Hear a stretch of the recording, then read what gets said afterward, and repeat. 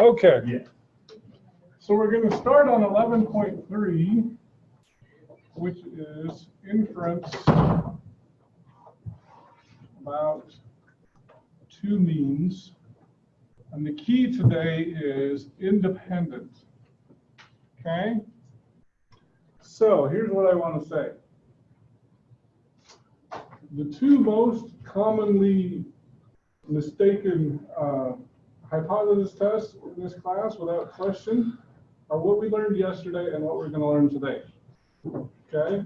They're really confusing. Whether something's independent or dependent can be very, very difficult for students. All of my classes struggle with this. So it's easy on this because you'll know tomorrow's going to be an independent quiz. But when we do the test next week, you'll be like, oh, is it independent or dependent? Okay? So the rules for this. Number one has to be a simple random sample. Number two, it's got to be independent. Okay? Key part there. Number three is going to be normally distributed. No outliers. Your N1 has to be greater than or equal to 30. Your N2 has to be greater than or equal to 30. But don't have to be equally sized. Okay? You could have one group that's 100, another group that's 80, for example. That's fine. Okay? They should be similarly sized. You don't want to compare 5 versus 1,000. That would not be cool. Okay? But they don't have to be. So sometimes that can tip you off. Not necessarily, though, because the problem is, in fact, I had a student come and ask me, so just a reminder, in fact, maybe we should pull up that spreadsheet from yesterday just to do some differences. Oh, please, it is going to make me log in again. It probably will. Maybe I'll get lucky. Oh, I hate this thing.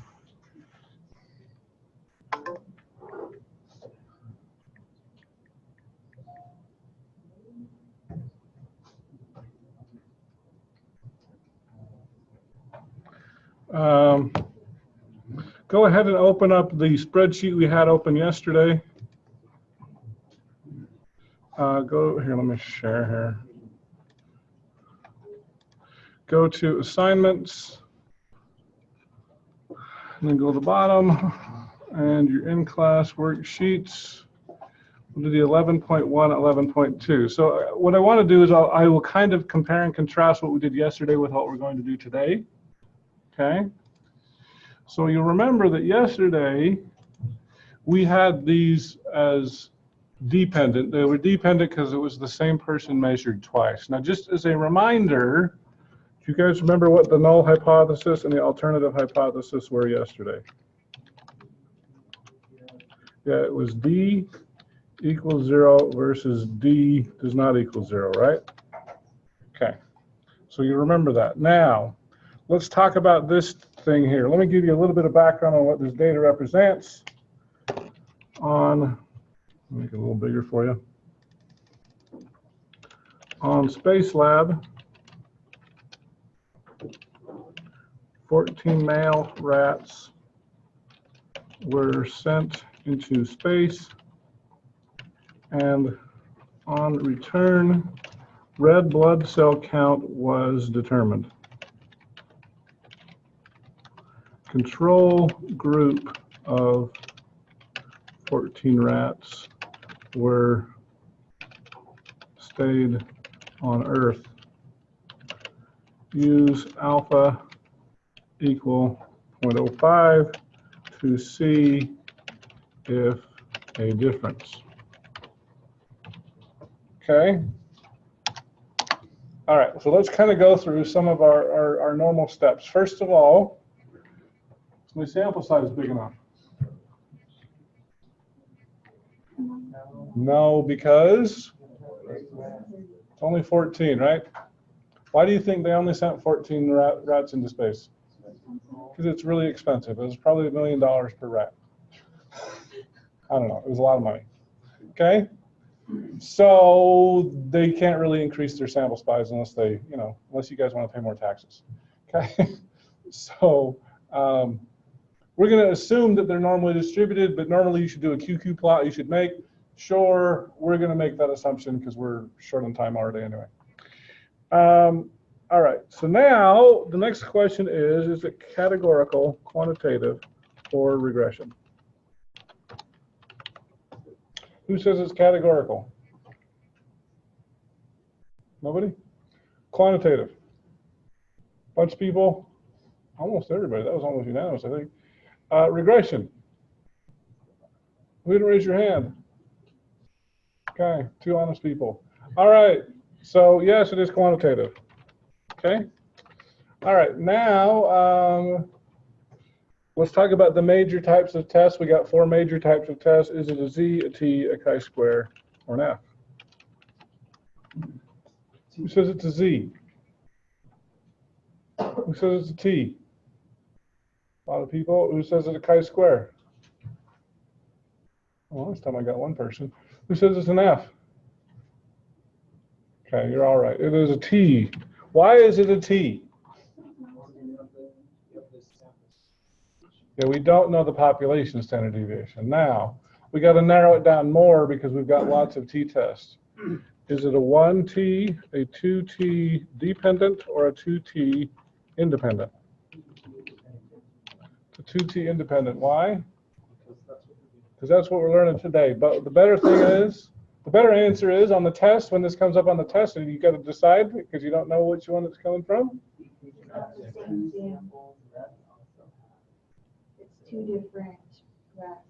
Two different sets of rats, right?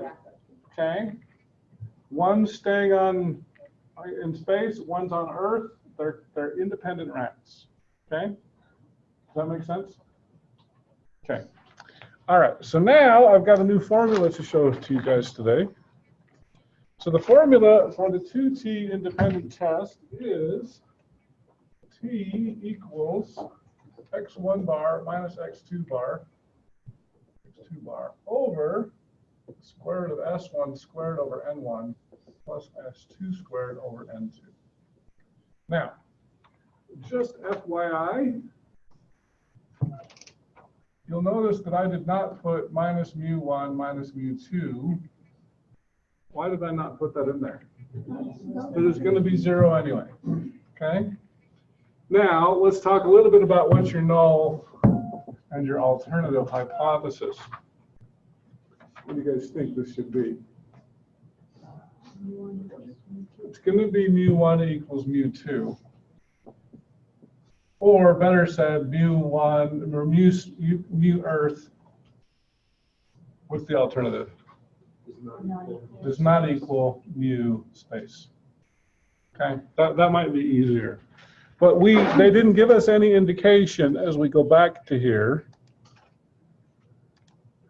whether the Earth or the space was going to be higher or lower, right? Okay, so we're doing the two-tailed test. Christopher. So if the sample sizes don't have to be the same, why is the Earth sample size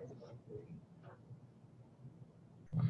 Well, we're making an assumption because we're short on time. Normally we do our QQ plot, but we're going to make an assumption that these rats are normally distributed.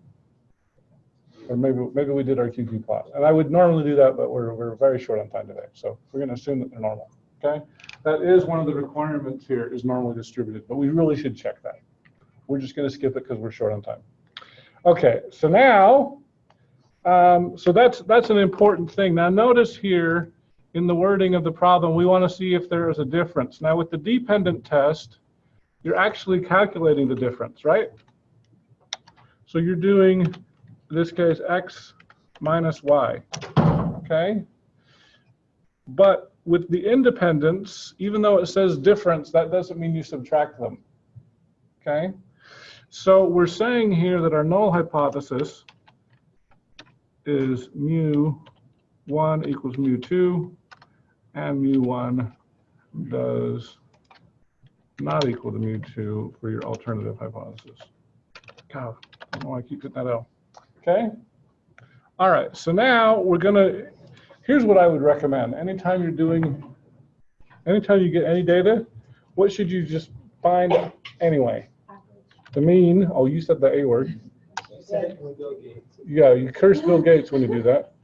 standard deviation, okay? As we look at our formula here, I'm going to need to find my standard, oh, yeah, standard deviation. I need to find my N1. I need to find my N2.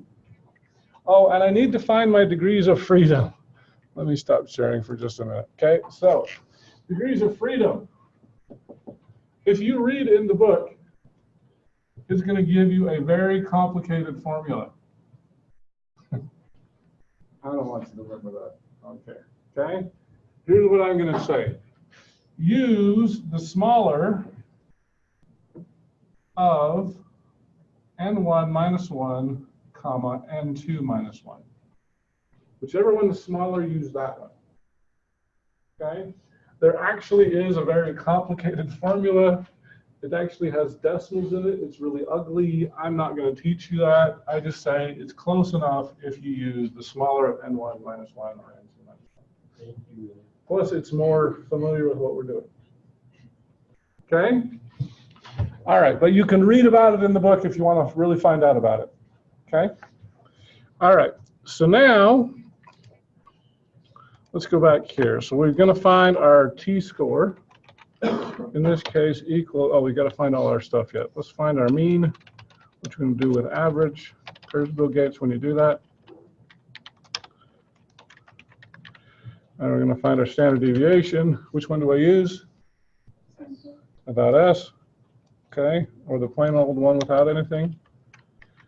Copy, paste. Your N1 is 14, your N2 is 14. Your degrees of freedom in this case equals 13. Okay? All right, so your t-score in this case is going to equal x1 bar minus x2 bar. That's your numerator. Your denominator is going to be equals the square root of this squared, which is actually the variance, notice, by the way, divided by n1 plus the variance of the other one divided by your n2. Okay. We'll divide those two, the numerator divided by the denominator, which is negative 1.43. Okay. Go. Where did Glenn go? Does he watch these videos? Anybody know? So he'll know I'm giving him a hard time right now. Yeah. What should we do at this point? Draw a picture. Thanks, Glenn. Okay. And Glenn, I hope you watch this and you give me a hard time for giving you a hard time, even though you're not here, because you always leave early. Okay? Anyway, so I'm looking at negative 1.43, positive 1.43, and so it's a two-tailed test. So how do I find my p-value? T.dist, which one?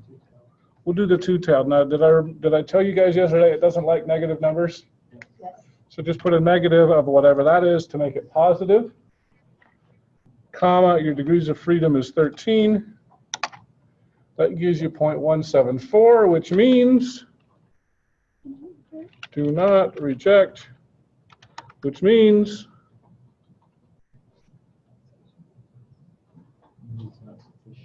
there is not significant evidence that the red blood cell count of Earth and space rats are different. Love you, Glenn, by the way, to watch that. I'm just giving you a hard time because I love you. All right. Quiz tomorrow is on 11.3. Do you guys have any last questions before I let you go? How do you find the p-value? I used it, so you could do it two ways. You could do, if you use the regular t.dist, left tail, it will take a negative number just fine. And your degrees of freedom is 13. Now you need to say true. And then you double it times 2. The first time I did a two-tailed test, but if you do a two-tailed test, they don't want a negative value there. So negative positive. Okay? or multiply it by -1 or whatever. There's lots of ways to do it. Did you take a video? All right, I'm going to stop this. I did take a video yesterday, but I had no sound, so I have to re-record the sound. Oh, really? Yeah. Okay. So Do you think you'll post I will that try to today? post that as soon as I can. It might be the weekend though.